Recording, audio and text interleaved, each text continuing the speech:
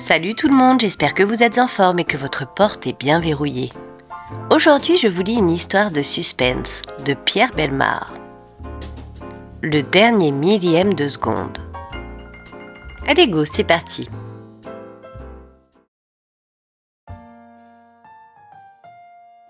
Cent roses rouges étalent leur splendeur sur le palier d'un immeuble de Düsseldorf et sur une carte, le nom du plus joli mannequin de la ville.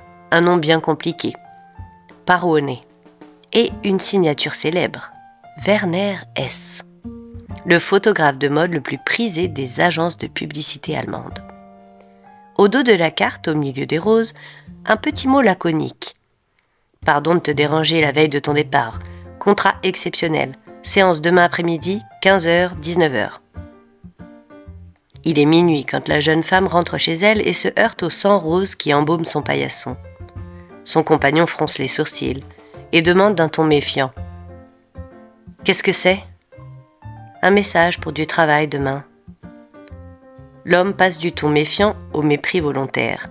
« Ton photographe a l'habitude de t'envoyer des tonnes de roses à chaque message ?»« Non, il sait que nous partons demain et ce doit être très important, ce contrat.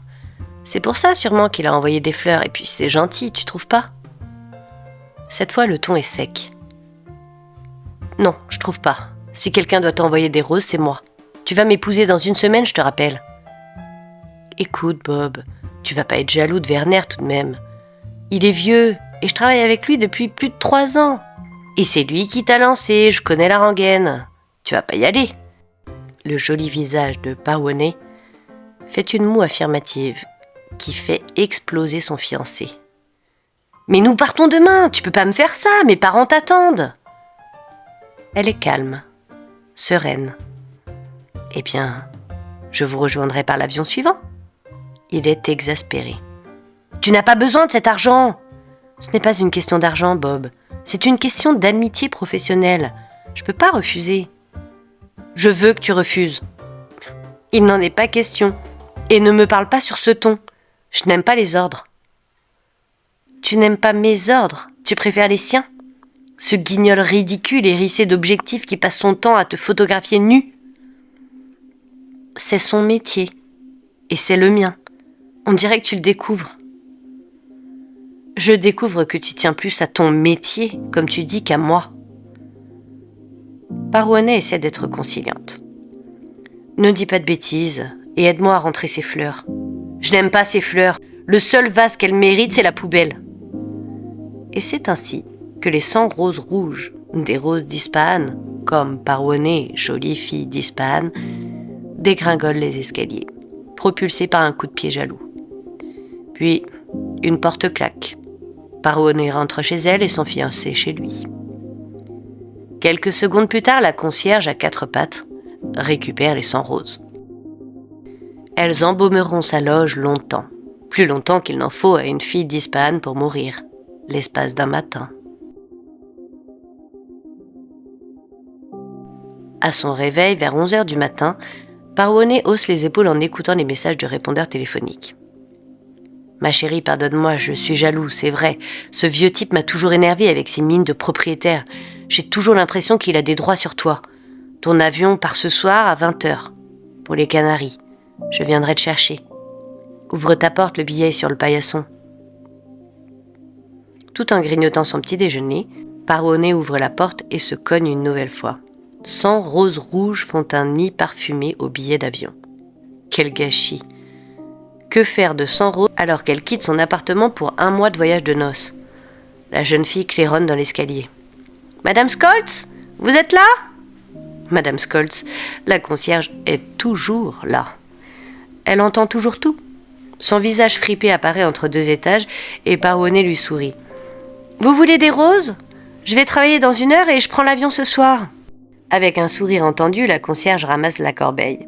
« Elles sont plus belles que les autres, c'est dommage. J'en ai déjà, vous savez. Je suis transformée en fleuriste. Eh bien, vendez-les, faites-en des conserves, ou offrez-les à qui vous voudrez. » Et Parone retourne au répondeur téléphonique. Un appel de son père. « Bon voyage, sois heureuse ma chérie, et à bientôt. » Le dernier appel est de Werner, son photographe, le responsable du premier 100 de Rose. Il est 10 heures. Je sais que mon papillon n'est pas réveillé. La séance te plaira. 12 robes du soir pour Vogue. Je t'envoie le coiffeur à 11h30 et la maquilleuse à midi. Fais-toi belle, papillon. À tout à l'heure. Papillon ouvre la porte au coiffeur. C'est un jeune et faible, devant qui elle ne craint pas de prendre sa douche en bavardant de 1000 stupidités. Puis la maquilleuse s'empare de son visage, qu'elle examine à la loupe, d'un œil critique et professionnel. Très tiré, le teint terne, tu es encore entré tard, mon chou. Enfin, on va faire avec. C'est du maquillage grand soir, ça cache tout. À l'en croire, Papillon serait affreuse. Elle est bien la seule à le penser. 22 ans, d'origine persane, Parouanet est considérée comme la plus belle des top modèles allemandes. Cheveux noirs, splendides en crinière, yeux verts émeraude, teint mat et des mensurations de Vénus. 1m70, 89, 90. Pour des initiés, c'est une carte de visite. Sa photo s'étale dans les plus grandes agences.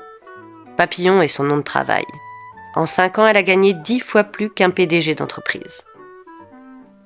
À 14h30, parée comme une déesse, Papillon saute dans un taxi, avec ses valises, son coiffeur et sa maquilleuse. Elle prendra l'avion dès la fin de la séance avec Werner. Pour une jeune fille qui va mourir dans 3 heures, elle est très gaie.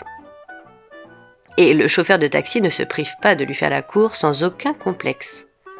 Si vous voulez un chauffeur à vos pieds, n'hésitez pas, je suis là. Eh bien, d'accord. Venez me prendre à partir de 19h devant le studio. Je prends l'avion à 20h et j'aurai peu de temps.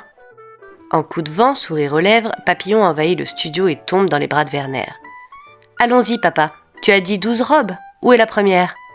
Werner fait la grimace. Ne m'appelle pas papa. Tu sais bien que je suis ton amant préféré. Papillon l'embrasse délicatement sur le front. Mon photographe préféré seulement. C'est la même chose, tu sais. Chaque photo que j'ai faite de toi, c'est un souvenir d'amour.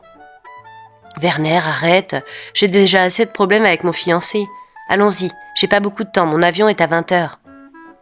Werner fait la grimace, s'adresse au coiffeur et à la maquilleuse.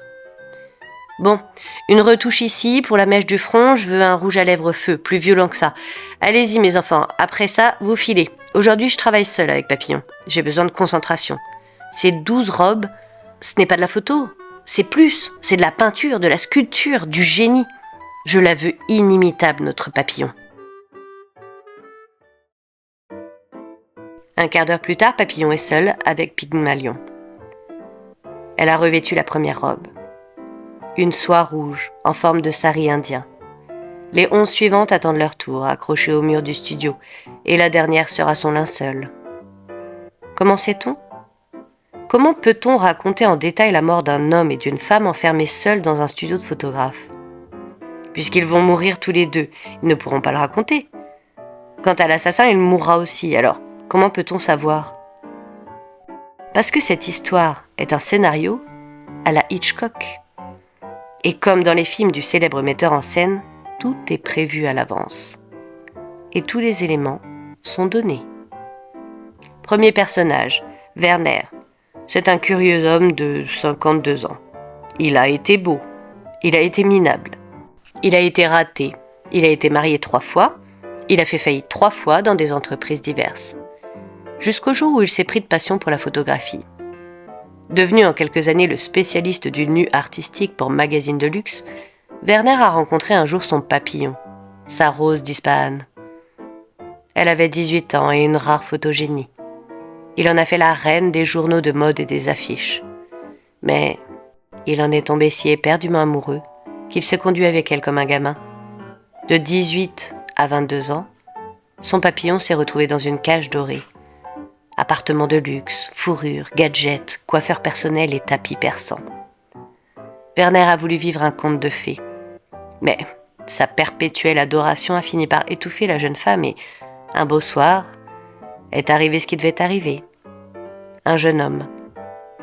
Il avait pour lui 26 contre 52, des cheveux bruns contre un crâne presque chauve, une fortune datant de 5 ou 6 générations, une aisance et une manière de faire la cour à coups de rivières de diamants et de cocktails dans le monde. Le papillon s'est laissé prendre. Faire partie d'une grande famille bourgeoise, disposer d'un chauffeur et d'un mari séduisant, promener sa beauté sans autre but que la flânerie des privilèges de ce monde, croiser Onassis en Méditerranée et la duchesse de Windsor à Paris, sourire à des premiers ministres, dîner à New York et prendre le petit déjeuner à Las Palmas. Bob avait gagné. Werner s'inclinait. Leur dernier affrontement sur le terrain, c'était hier, à coups de rose d'Hispane.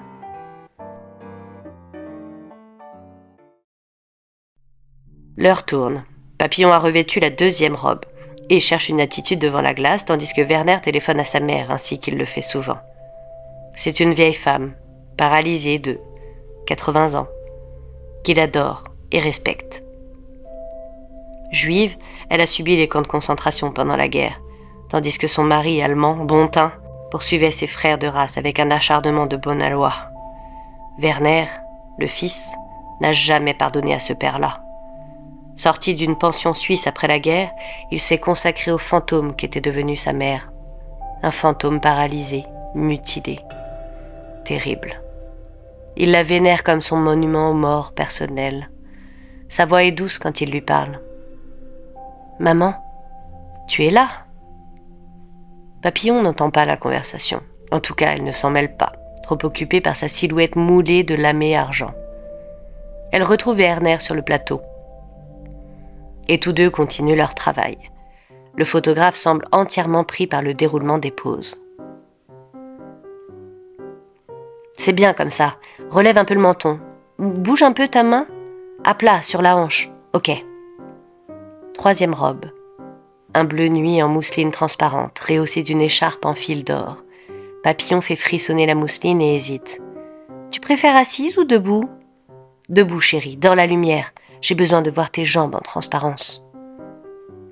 Werner travaille avec application, sûr de lui, comme s'il avait longuement préparé cette séance.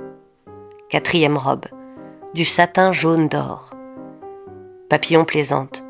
Je voudrais voir les femmes qui vont porter ça, perchées comme moi sur une échelle noire et une jambe en l'air. Ça va ? Ça va. La cinquième robe, blanche à paillettes, a le don d'énerver Papillon. Elle n'arrive pas à l'ajuster. Werner s'en mêle, puis renonce. Passe l'autre, on verra plus tard. La sixième, la septième, la huitième, 9, 10 robes. Werner travaille vite. Papillon a l'habitude. Il discute à peine. De temps en temps, le photographe donne une indication à son modèle, mais la plupart du temps, il la suit, mitraillant sa silhouette à raison d'une dizaine de clichés par robe. Puis Papillon enfile la robe suivante, la blanche. Si difficile à ajuster. Elle demande si c'est la dernière et Werner répond « Encore une après ça, tu verras, c'est la plus belle. » Il y a maintenant 3 heures qu'ils travaillent tous les deux et ils sont sûrement fatigués car Papillon grogne. « J'en ai plein d'autres, cette robe. On t'a donné du 44, ma parole. Qu'est-ce qui leur prend ? Ils font des modèles pour femmes fortes ?» Werner, lui, se bat avec un matériel quelconque, un projecteur sûrement. Papillon réclame son aide à nouveau. Elle est agacée. Le ton de sa voix monte. Elle réclame une épingle, puis des pinces à linge. Elle en veut à Werner, qui n'a pas gardé de personnel. « Qu'est-ce qui t'a pris de renvoyer tout le monde pour une séance pareille ? Regarde-moi, je dégouline et pas de maquilleuse. J'ai une robe trop grande et pas d'habilleuse. » C'est samedi. Je voulais pas les priver de leur week-end, et puis je voulais être seule avec toi. Faut quoi faire ? Comme ça. Tu t'en vas pour longtemps. Qui sait si je te reverrai ? J'ai jamais dit que j'allais arrêter de travailler. On dit ça, mais tu épouses ce type en attendant. Werner, tu vas pas recommencer. Je l'aime. On n'aime pas une gravure de mode. Merci pour moi. C'est pas la même chose, tu sais bien. Ce type, c'est du papier. Du papier fric, je te l'accorde, mais du papier quand même. Il est inconsistant. Tu dis ça par jalousie. Absolument pas. Mais l'idée de te voir finir ta vie dans les bras de ce dandy m'horripile. On en a parlé 100 fois. Je croyais t'avoir demandé de ne plus me parler de lui. Werner, tu m'écoutes ? Qu'est-ce qu'il y a ? Tu vas pas recommencer, dis. Oh non, je sais. Nous deux, c'est fini. On s'est bien amusés, c'était pas mal. N'en parlons plus. C'est ce que tu veux ? ne joue pas les amants malheureux. Je ne joue pas. Je suis malheureux. Allez, en place. La 11e robe, la blanche, montrera Papillon perché sur un tabouret de bar, ses longues jambes croisées dans une attitude sophistiquée. La dernière robe est noire et brillante. Werner donne ses ultimes conseils. Il semble que sa voix soit plus basse, un peu rauque, fatiguée ou triste. C'est du lamé élastique. Rien dessous, s'il te plaît. Tout marque et c'est transparent. Attends-moi une seconde, je vais enfiler un collant. La seconde dure bien 5 minutes. 5 minutes de silence. Papillon revient. Tu vois, c'est un collant complet, du cou au pied, comme les danseurs. On voit rien. C'est joli. J'ai envie de faire une série de photos comme ça. C'est même plus joli que la robe. Attends, j'ai une idée. Mets-toi de dos, prends la robe d'une main et laisse-la traîner sur les marches. Oh, c'est fantastique. Le corps et la robe, tu comprends ? C'est la beauté pure. On devine que la robe laissera le corps libre. Surtout, tu bouges pas, hein. Ne tourne pas la tête, redresse le cou, dégage les épaules. Secoue tes cheveux. Voilà. Ne bouge plus maintenant. Surtout, ne bouge plus. Werner, cette fois, ne fait qu'une photo. Une seule. On entend le bruit de ses pas. Puis un coup de feu. Et un autre. Le bruit d'un corps qui tombe sans un cri. Un grand silence. Encore des pas, puis la voix de Werner, basse. « Maman, tu es là ? Voilà, c'est fini. Elle est morte. Dans quelques instants, je vais mourir ici.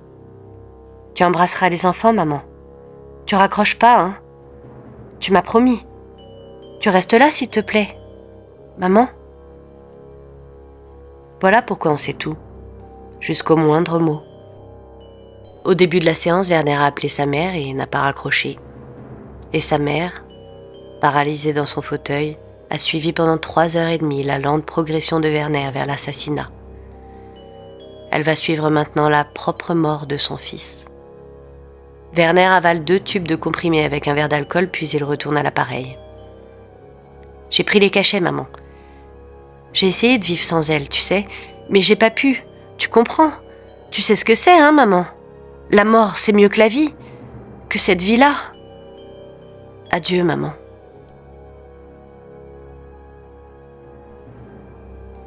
Le chauffeur de taxi était à l'heure pour emmener sa cliente à l'aéroport, une demi-heure plus tard.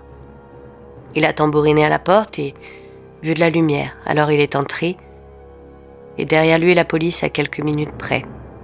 Werner avait attendu l'effet des cachets avant de se tirer une balle dans la tête. Le téléphone n'était pas raccroché, mais il n'y avait personne en ligne. Police Secours avait reçu l'appel d'une vieille dame, donnant l'adresse du studio et qui avait dit « Mon fils vient de tuer la femme qu'il aime, son modèle, et il s'est suicidé. » Lorsque le policier chargé de l'enquête est venu la voir, elle a raconté tout ce qu'elle avait entendu. L'inspecteur était sidéré. « Pourquoi n'êtes-vous pas intervenu ? Vous rendez-vous compte que vous êtes complice d'un assassinat et complice de la mort de votre propre fils ? La mort appartient à celui qui la veut, à celui qui la prend, à celui qui la donne. J'ai appris cela dans les camps, monsieur. S'il était trop malheureux pour vivre, c'était à lui d'en décider, pas à moi. Par contre, vous appelez police secours dès que tout est fini. Pourquoi ? Si vous aviez promis à votre fils de ne rien dire. » Il voulait que l'on soupçonne l'autre, le fiancé. C'était stupide. Cela n'aurait pas duré longtemps et puis, c'était inutile. Cela gâchait sa mort. « Vous n'aimez pas votre fils, madame ? C'est peut-être parce qu'il est plus allemand que juif ? » « Ne dites jamais cela, monsieur, jamais ! Son père était allemand, pas lui. Lui, c'était mon fils, et je l'aime encore. Je l'aime au point de respecter sa liberté, toute sa liberté. La liberté de vivre ou de mourir. La seule qui compte à mes yeux, celle que je n'ai pas eue. La dernière photo de Papillon était la plus belle. Pourtant, on ne voyait pas son visage. Elle tournait le dos à la mort et à l'objectif.